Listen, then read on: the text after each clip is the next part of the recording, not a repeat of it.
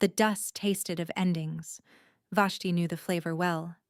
It was the same dust that had settled on her husband's grave, the same grit that worked its way into the last handful of flour, the same fine powder that coated the single room of the cabin he had built and then left her in.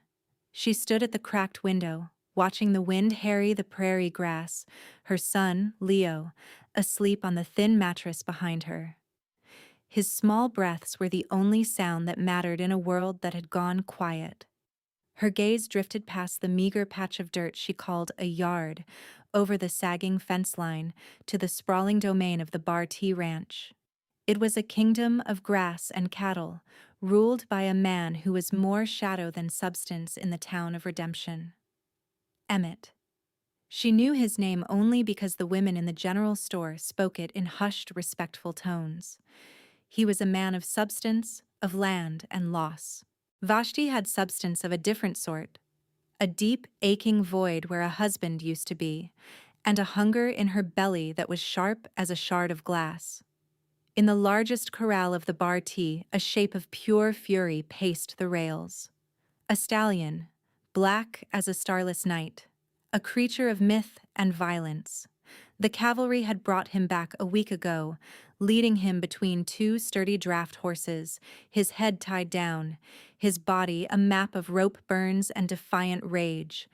They'd declared him unbreakable, a devil in horsehide, and left him in Emmett's care as the only man with corrals strong enough to hold him. The town talked of it for days. They said the horse had killed a man, that it had crippled two others. They said it was born of a lightning strike and suckled by a wolf. Vashti saw none of that. She watched the stallion every day from her window. She saw the tremor in his powerful flanks, the wild roll of his eye. It was not malice she saw. It was terror. He was a creature trapped in a world too small, surrounded by sounds and movements he did not understand. He was power and fear wrapped in the same magnificent skin. In the quiet of her cabin, with the dust settling on her own lonely grief, she felt a kinship with the beast. They were both trapped. They were both alone. The flour sack was a limp, pathetic thing on the rough-hewn table. She had shaken it out 3 times, hoping for a miracle, but miracles were for people with better luck. Leo's cough had returned in the night, a dry, rattling sound that scraped at her soul. He needed food. He needed the warmth of a full stomach to fight the chill that crept through the chinks in the cabin walls. There was no money. Her work taking in mending had dried up as the town's women grew wary of the widow on the edge of town, a woman who kept to herself and had a haunted look in her eyes. The idea came to her not as a flash of brilliance, but as a slow, creeping certainty, the way dawn comes to the prairie. It was a desperate, foolish notion, the kind that could get a person killed. But when she looked at her sleeping son, his small face pale in the gray light, she knew that fear was a luxury she could no longer afford. She had to go to town. She had to get flour. Mr. Blevins at the store might give her credit. Just one more time, if she could just get there. And she had no horse. Emmett stood on the porch of his sprawling ranch house, a mug of coffee growing cold in his hand. He hadn't slept. He rarely did. The big, empty house echoed with the ghosts of a wife's laughter and a child's footsteps. He'd built this place for them, and now it was just a monument to his failure. His gaze, as always, was drawn to the corral where the black stallion, Chaos, churned the dirt to a fine powder. The horse was a mirror. All that power, all that grief, penned up with nowhere to go. It was a reflection of the thing living inside his own chest. He saw her then, a slip of a woman in a faded calico dress, moving not towards the road, but towards his fence line. The widow. He didn't know her name, only that her husband had died of a fever in the spring, leaving her in that pitiful shack on the edge of his property. He'd seen her from a distance, a silent figure tending a small, sad garden. Now she was slipping between the rails of his fence, moving with a quiet purpose that set his teeth on edge. He watched, his hand tightening on the mug as she approached the corral, the one holding chaos. "Ma'am." His voice was a rough bark, rusted from disuse. He started down the steps, his long strides eating up the ground. "Ma'am, you get away from there." She didn't seem to hear him, or if she did, she paid him no mind. She had reached the corral and was resting her hands on the top rail, her posture utterly calm. The stallion, who had charged every man who came near, stopped his frantic pacing. He stood in the center of the pen, head high, nostrils flared, watching her. "That horse is the devil's own," Emmett said, coming to a stop a few feet behind her. "He'll kill you as soon as look at you." She turned her head slightly, and he saw her face clearly for the first time. It was thinner than he'd realized, with high cheekbones and eyes the color of a stormy sky. There were shadows of exhaustion beneath them, but no fear. "He's not the devil," she said, her voice soft but clear over the wind. "He's just afraid." Emmett was struck dumb. He had dealt with horses his entire life. He knew fear, and he knew malice. He saw only malice in that animal.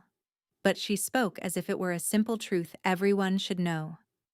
She turned back to the horse, her focus absolute. She didn't speak to the animal, not with words. It was something else, a stillness that seemed to radiate from her, a current of calm that flowed over the wooden rails. The stallion took a hesitant step forward, then another. Its ears, which had been pinned back in aggression, flickered, then swiveled towards her. Emmett found he was holding his breath. He had seen the best horsemen in the territory try to gentle this beast. They had come with ropes and bravado, and had been met with teeth and hooves. This woman came with nothing but silence. "You need to leave, ma'am," he said, his voice lower this time, insistent. "I won't be responsible for what he does to you." She finally turned to face him fully. "My name is Vashti," she said, as if that explained everything. "And I mean your horse no harm." She held his gaze for a moment, and he felt an unfamiliar jolt, a sense of being seen right through to the cold, shuttered place inside him. Then she turned and walked away, slipping back through the fence as quietly as she had come, leaving him standing there with the ghost of her words and the unnerving sight of the black stallion watching her go, his body for the first time at ease. Emmett didn't move for a long time, the coffee forgotten, the morning chill seeping into his bones. The next morning, the flour was gone. Not a speck remained. Leo's hunger was a palpable presence in the small cabin. Vashti made him a weak broth from the last of the dried herbs. But it wasn't enough. She looked out the window. The black stallion stood by the fence, the one closest to her cabin, watching the small building as if waiting. The decision was no longer a choice. It was a necessity. She braided her hair tightly, pulled on her late husband's worn leather gloves, and took a length of old rope from a peg by the door. She kissed Leo's forehead. "I'll be back soon," she whispered. She didn't hesitate this time. She walked directly to the corral, her heart a steady, determined drum against her ribs. The horse watched her approach, his muscles tense, but he did not charge. He held his ground. Vashti didn't look him in the eye. That was a challenge. Instead, she focused on the point of his shoulder, her movements slow and deliberate. She began to speak to him, a low, crooning hum that was less about words and more about tone. It was the sound she used to soothe Leo when he woke from a nightmare, a sound that promised safety and calm. "You are too big for this place," she murmured, her voice a soft thread in the wind. "All this anger is just a cage around your fear. I know about cages." She reached the fence and slowly, carefully slipped inside. The stallion snorted, a plume of hot air in the cool morning, and took a step back, his hooves churning the dust. She stopped, waiting. She did not approach him. She simply stood, humming her quiet song, letting him see her, smell her, understand that she was not a threat. She was small, and carried no whip, No stick, no weapon, but the strange peace in her heart. Minutes stretched into an eternity. The wind whispered through the slats of the corral, carrying the scent of dust and horse and the wild sage from the plains. Finally, the stallion lowered his head, just an inch. It was an invitation. Vashti took one slow step, then another. She continued her soft murmur, telling him of the wide-open spaces, of the sweetness of new grass, of the freedom of a long run with the wind in his mane. She was not trying to tame him. She was trying to remind him of who he was before the ropes and the shouting men. She was close enough now to touch him. His skin twitched, a cascade of nerves, but he did not bolt. He smelled of sweat and fear and a deep animal wildness. Slowly, she lifted a gloved hand, not to his head, but to his powerful neck, letting him see the movement, giving him every chance to retreat. Her fingers made contact. He flinched, a violent shudder that shook his whole body, but he did not strike. He stood, trembling, as her hand rested gently against his hot skin.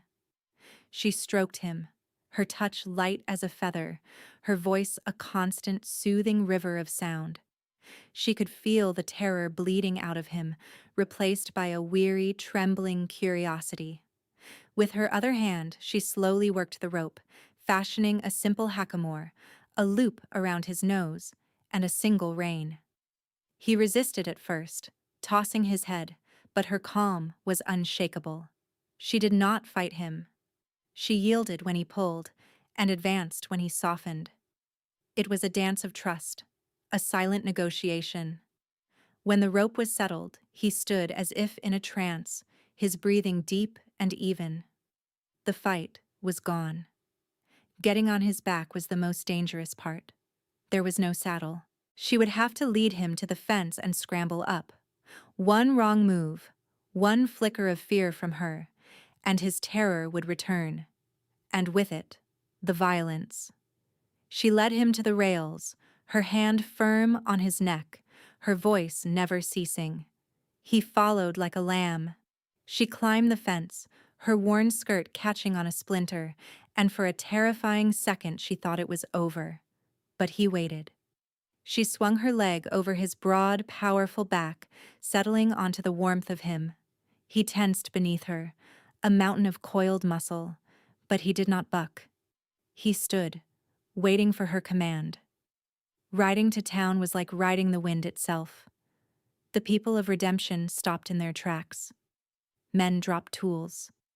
Women shielded their eyes with their hands, their mouths agape. The children were the first to point, their voices shrill with disbelief. There was the widow, the quiet, impoverished woman from the edge of town, riding the unbreakable cavalry stallion, the devil horse, bareback, with nothing but a rope for a bridle. She sat straight and proud, her expression serene, as if this were the most natural thing in the world. The horse moved beneath her with a smooth, powerful gait, his head high, not with defiance, but with dignity. She guided him to the general store, the silence of the town a deafening roar in her ears. She slid from his back and looped the rope rein around the hitching post. The stallion stood, calm and patient, ignoring the other horses who shied away from him. Vashti walked up the steps to the store, her legs trembling slightly, not from the ride, but from the weight of every eye in town. Mr. Blevins stood behind the counter, his face a mask of astonishment. "Mr. Blevins," she said, her voice steady, "I need a sack of flour. On credit." He could only nod, his gaze flickering from her to the impossible sight of the black stallion waiting for her in the street. Emmett had seen it all from the rise behind his house. He had watched her enter the corral, had felt his heart seize with a cold dread. He'd started for his rifle, not to shoot the horse, but to be ready for the moment it all went wrong. But it never did. He watched, mesmerized, as she calmed the beast he'd all but given up on. He watched her ride away, a queen on a throne of black fury, and he felt something inside him crack open, a wall he had spent years building.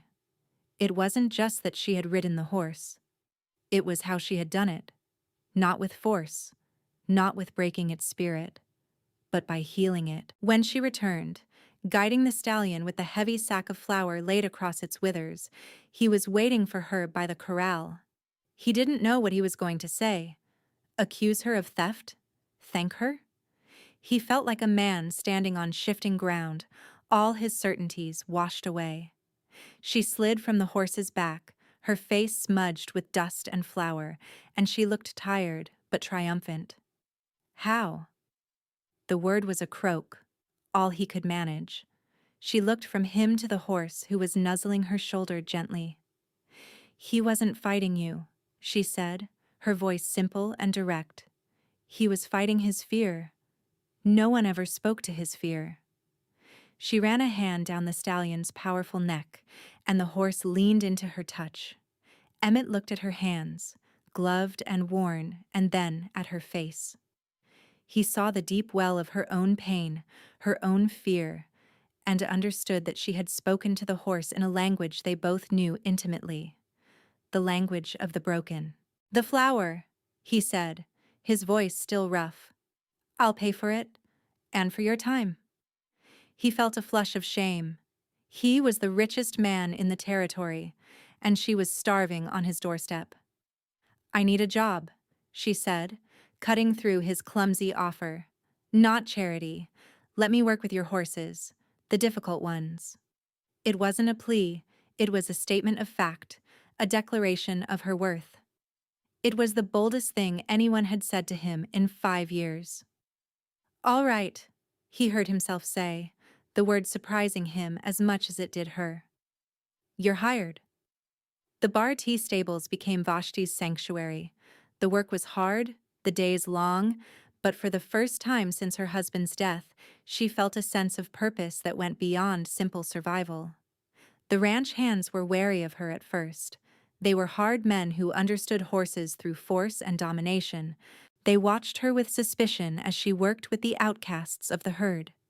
The biters, the kickers, the ones with spirits that had been bruised or shattered. She never raised her voice, never used a whip. She used patience, a soft touch, and an endless supply of quiet understanding. Emmett found reasons to be at the stables more often. He told himself he was supervising, checking on his investment, but he was watching her. He watched the way a skittish filly would eventually eat from her hand. He watched her mend a worn-out bridle, her fingers nimble and sure. He saw the way she moved, with an economy of motion that spoke of years of hard work. She was like a willow, slender and unassuming, but able to bend in the harshest wind without breaking.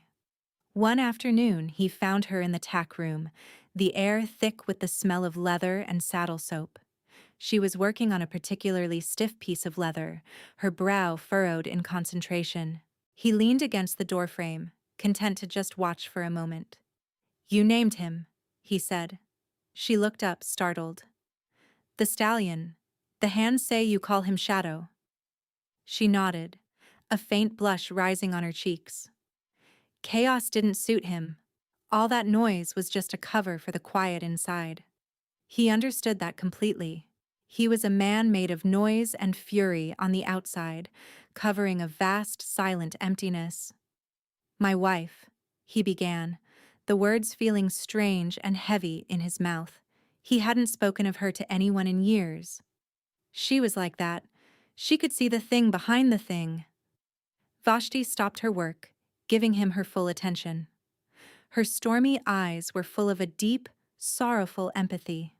She didn't offer platitudes or empty comforts. She just listened, granting him the dignity of his grief. He found himself telling her about Sarah, about her laugh, about the way she'd planned a garden she never got to plant. He didn't speak of how she died, of the blood and his own helpless terror in the face of it. But he felt that Vashti knew that part too. The connection between them grew in these stolen moments, in shared silences that were more profound than any conversation.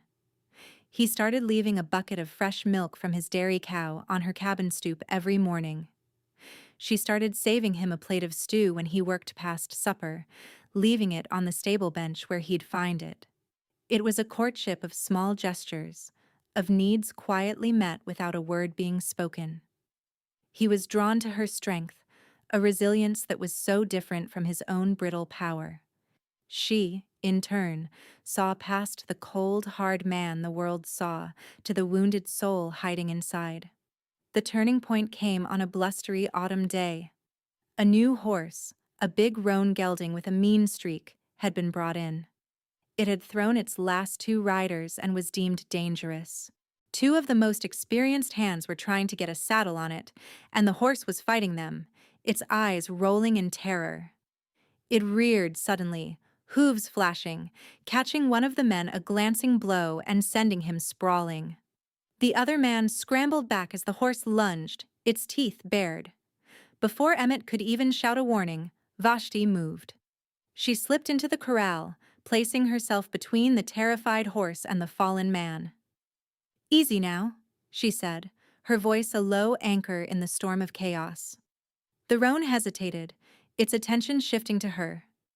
It snorted, pawing the ground, but the frantic edge of its panic seemed to soften. Emmett moved then, his heart pounding. He grabbed her arm, intending to pull her from the pen, to get her out of harm's way. The moment his hand closed around her arm, the world seemed to stop. The feel of her, the surprising strength in her slender bones, sent a shock through him. She turned her head to look at him, her eyes wide. They were standing close, the smell of hay and horse, and her own clean, soapy scent filling his senses. In that instant, the roaring panic of the horse, the shouts of the men, it all faded away. There was only her face, her eyes holding his, a question and a quiet understanding passing between them. He saw her not as an employee, not as a widow, but as Vashti, a woman who was slowly, terrifyingly, becoming essential to him. He let go of her arm as if it were a hot coal, his own control shattered. He turned and strode away without a word. The touch of her skin burning on his palm, the need for her a terrifying ache in his chest.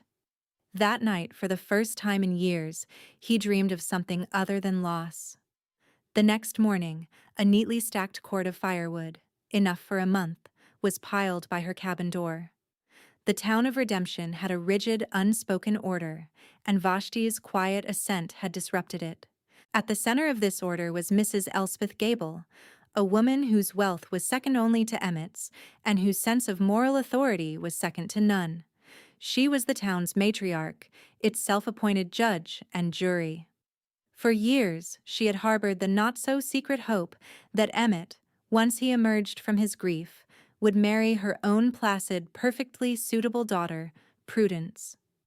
Vashti's presence at the bar tea was not just an inconvenience, it was an affront.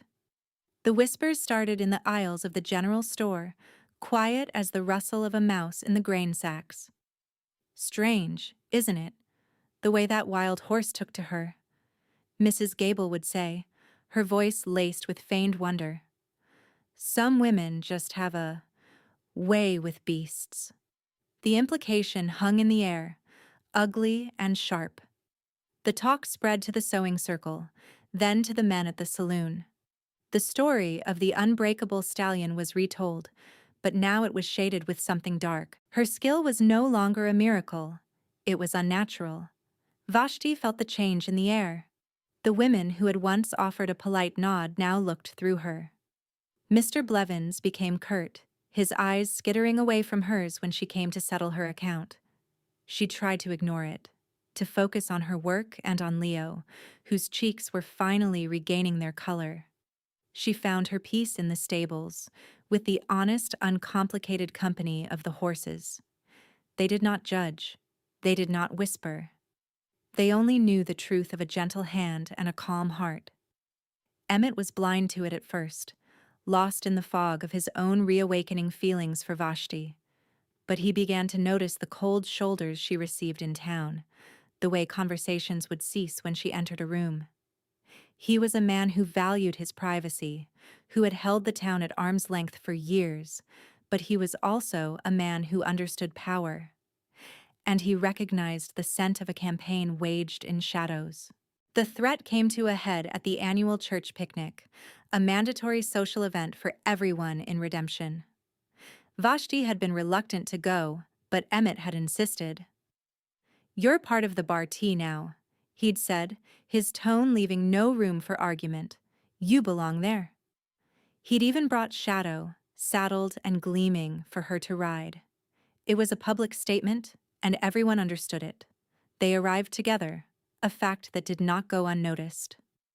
Emmett, tall and imposing in his Sunday best, and Vashti, in a simple mended dress, her quiet dignity a stark contrast to the frills and bustles of the other women.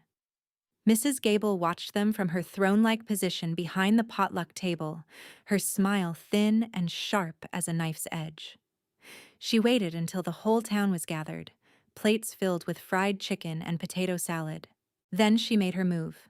"Mr. Emmett," she called out, her voice carrying across the lawn. "It is so good to see you among us again. We were all so worried." She paused, letting the attention of the crowd settle on him.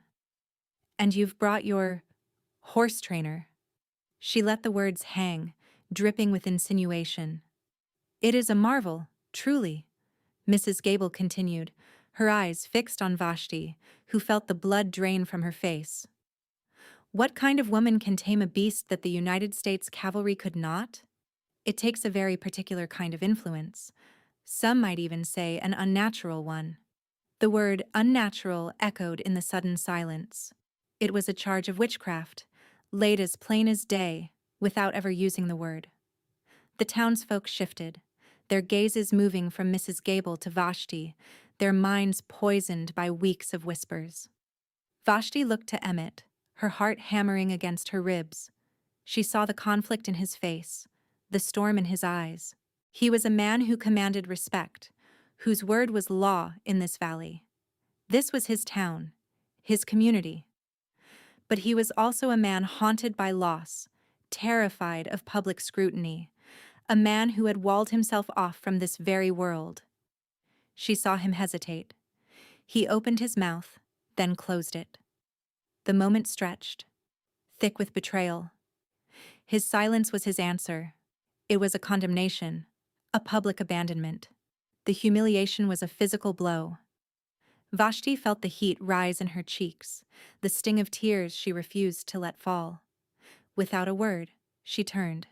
She walked away from the staring faces, the triumphant smirk of Mrs. Gable, and the damning silence of the man she had started to believe she could love. She walked to where Shadow was tied, unhitched his reins, and swung herself onto his back. She rode away from the church, from the town, from Emmett, the dust of another ending rising behind her. The cabin felt smaller than ever, the walls pressing in on her. The shame from the picnic was a cold, heavy stone in her chest. Emmett's silence had been worse than any insult Mrs. Gable could have hurled. It confirmed what she had always feared, that she was an outsider, a stray, and that when it mattered, she would always be alone. She had been a fool to think anything was changing, a fool to mistake a few acts of kindness for something more. She made her decision in the dark, with only the sputtering flame of a single candle for light. She would leave. There was nothing for her in Redemption but whispers and judgment. She would pack their few belongings, take Leo, and walk until they found a place where no one knew their names, where the past could not follow them.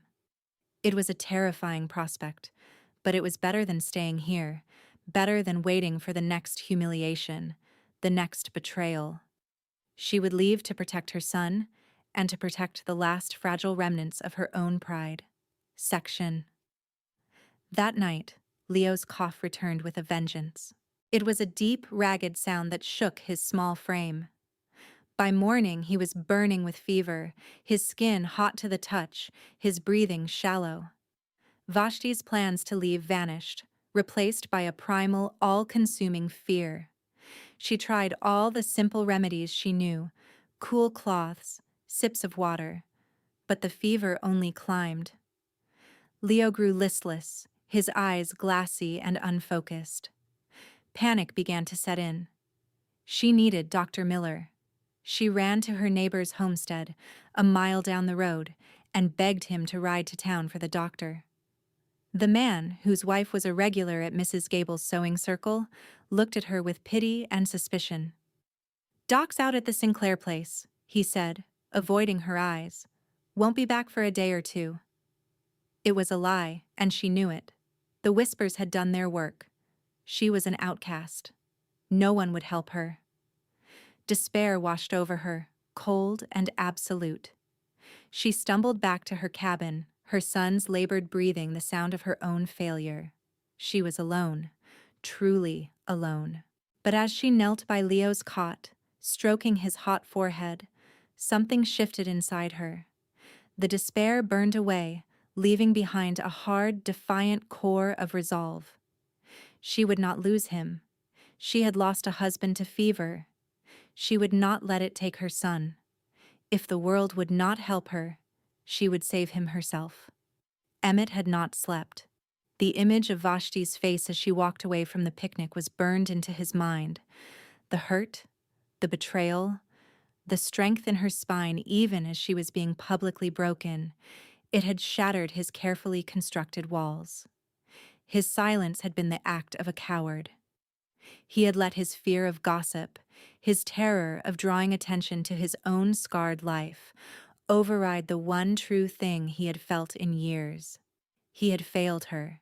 He had failed himself. He was no better than the gossiping women, no better than the silent, judging men. He had let fear make him passive, just as he had been passive in the face of his wife's death, frozen by a helplessness he could not bear. He could not live with it. As the sun rose, painting the sky in shades of gray and rose, he knew what he had to do. He saddled his horse, not Shadow, but his own steady buckskin, and rode toward her cabin. He didn't know if she would even speak to him. He deserved her scorn, but he had to try. He had to tell her he was a fool, a coward, and that his silence had been the biggest mistake of his life. Meanwhile, Vashti had turned the cabin into an apothecary. She ran to the creek bed and the small wooded patch behind her property, her mind a sharp, focused catalogue of the lessons her mother, a woman of the mountains, had taught her. She gathered willow bark for the fever, yarrow to make him sweat, and mullein for the congestion in his chest. She worked with a desperate, focused energy, grinding herbs, boiling water, creating poultices. The cabin filled with the pungent, earthy smells of her folk medicine. She forced the bitter teas between Leo's lips, bathed him in lukewarm water, and whispered stories and promises to him, willing her own strength into his small body. When Emmett arrived, he found the door ajar. He called her name, but there was no answer. A cold fear gripped him. He pushed the door open and stopped dead. The room was dim, thick with the steam and scent of herbs. Vashti was kneeling by the bed, her hair coming loose from its braid, her face pale with exhaustion, but her eyes blazing with fierce determination. She was murmuring to her son, applying a green, steaming poultice to his chest. She looked up as Emmett entered, and there was no welcome in her eyes, only the weary fury of a she-bear guarding her cub. "Get out," she said, her voice a low rasp. "There's nothing for you here." He saw the sick child, the frantic work she was doing, and understood everything in an instant. The doctor's refusal, her isolation. Guilt and shame washed over him. "I'm going for the doctor," he said, his voice raw. "I'll bring him back if I have to drag him." "It's too late for that," she said, her voice breaking. "You should have spoken up yesterday. Go." But he didn't go. He saw the tremor in her hands, the sheer force of will that was keeping her upright. He went to the water bucket, saw it was nearly empty, and took it outside to the well without a word. He brought back fresh water. He rebuilt the fire in her stove. He did the small, necessary things she had no time or strength for, moving quietly in the background, a silent, penitent shadow. He worked beside her through the day, a silent partner in her desperate fight. He held Leo's head while she spooned broth into his mouth. He wrung out cool cloths for her. He watched in awe as she worked, her knowledge of the earth's remedies deep and certain. He was seeing her true strength, not just the quiet grace she had with horses, but the raw, unyielding power of a mother's love. He was witnessing a rescue, and he was not the one doing the saving.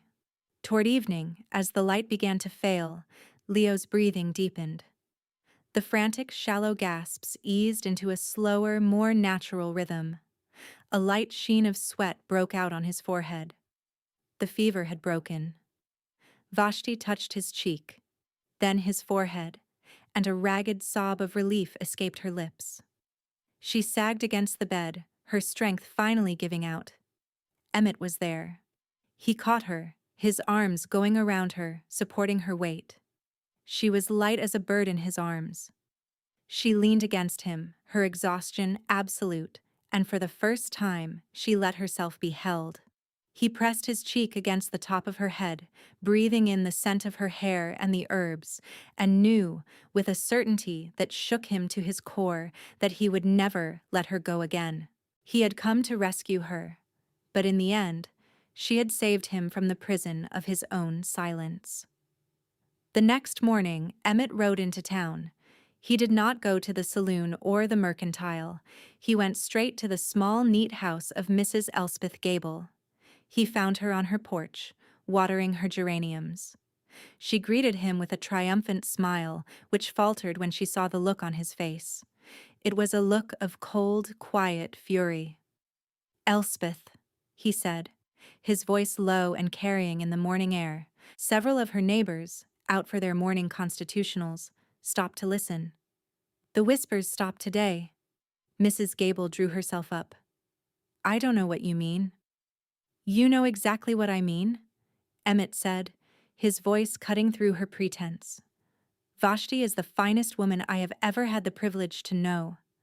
Her son was sick unto death yesterday, and this town, your town, turned its back on her because of your lies. Dr. Miller suddenly couldn't be found. No one would help." He took a step closer, his shadow falling over her. She saved him. By herself.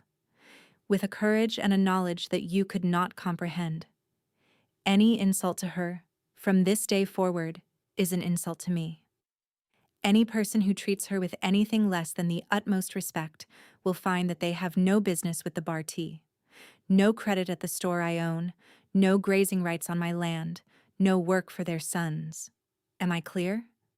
The threat was unmistakable, his power laid bare for all to see. Mrs. Gable's face went pale. The listening neighbors began to walk away, suddenly very interested in their own affairs. He wasn't finished. He rode to the land office and then to Vashti's cabin. He found her sitting on the step, watching Leo, who was sleeping peacefully in the sun. She looked up as he approached, her expression wary. He dismounted and walked towards her, holding out a piece of paper. "What is this?" she asked. "It's the deed," he said. "To this cabin and the 40 acres it sits on. It's in your name. No one can ever make you feel like you don't belong here again." She stared at the paper, then up at him, her stormy eyes searching his face. It was not a grand gesture of passion, but a quiet, irreversible choice. He was building a foundation for her, giving her a home, a place to be safe. It was more than a deed, it was a promise. "Why?" she whispered. He reached out and gently tucked a stray strand of hair behind her ear, his calloused fingers brushing her skin. "Because a man who remains silent when he should speak is a coward," he said, his voice thick with emotion. "And because a life without you in it, Vashti, is no life at all." Months later, the harsh winds of winter had given way to the soft promise of spring. The cabin was no longer a shack on the edge of a kingdom, but the heart of a home. Emmett had helped her repair the roof and add a new room for Leo. The sagging fence was gone, replaced by sturdy new rails that enclosed her 40 acres, a pasture where Shadow grazed peacefully beside a gentle milk cow. The town, under the powerful influence of Emmett's decree, had changed its tune. Mrs. Gable was a pariah in her own social circle, and the women who had once scorned Vashti now offered greetings and tentative smiles. They knew she was to be the mistress of the bar tea, and their respect, however shallow, was now assured. But Vashti's peace did not come from the town's acceptance. It came from the quiet rhythm of her new life. It came from the healthy flush on her son's cheeks, from the security of her own land, and from the steady presence of the man who now spent more time on her porch than his own.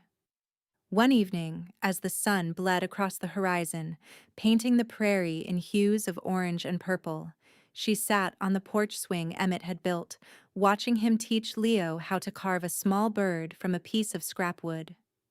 The sight of his large, capable hands guiding her son's small ones sent a warmth through her that had nothing to do with the setting sun. He looked up and caught her watching, a slow smile spreading across his face. It was a sight she was still getting used to, the way a smile transformed his stern features, chasing the shadows from his eyes. He finished the lesson with Leo and walked over to the swing, sitting beside her. The swing dipped with his weight, bringing them close. He took her hand, his thumb stroking the back of it. They sat in comfortable silence for a long time, watching the first stars appear in the deepening twilight. "The west pasture needs fencing," he said finally, his voice a low rumble beside her.